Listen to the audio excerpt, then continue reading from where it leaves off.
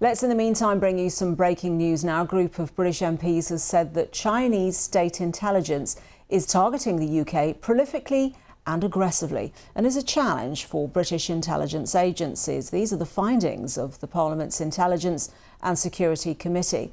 The MPs have also raised concern about Chinese influence in UK universities and the nuclear industry. Suki Fuller is a security expert from the Council of Competitive Intelligence Fellows and joins us now. Welcome to the programme.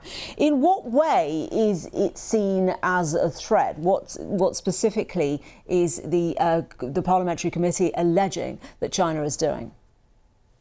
So from my understanding, it is actually the soft power, so to speak, of China. It's the influence. So it has been the placement when it comes to students. It's been the placement of chosen students to enter into university programs. And then when they are done with those programs, they would be hired into high technology companies, into think tanks. So they would be basically infiltrating at a lower level, but ultimately influencing decision and policy making throughout a longer period of time. As we know, with China, they are very much in the long range when it is about strategy. They're not very short range in their thinking. They're always thinking about the long game.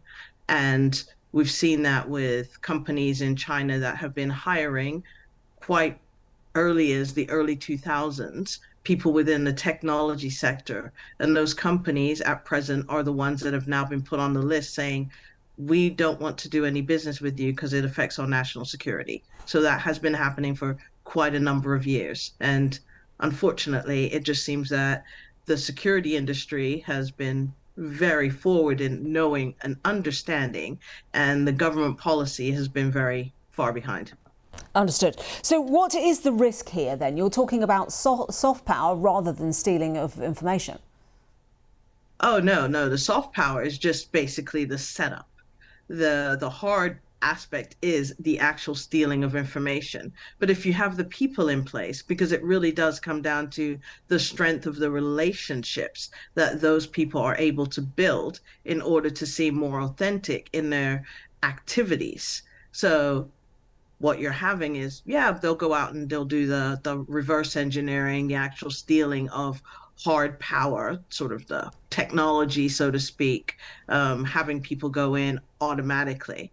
But it is really the long-term setup. I think that's where we are seeing the most impacts, because what's happening has been done over time. So it's a lot harder to weed out. We can go in right now and say, these companies, XYZ, we understand what you're doing with chip technology, but at the same time, it's already seeded in what we're using in our culture, what we're using in technology, our chips that are embedded, our security systems, where you see high vision, software for security forces. It's already there. Now, this is just a matter of, I think, a little bit of public awareness and weeding out and saying to China, guess what? We're calling your bluff and we're saying we know this has happened and it won't be going on any further.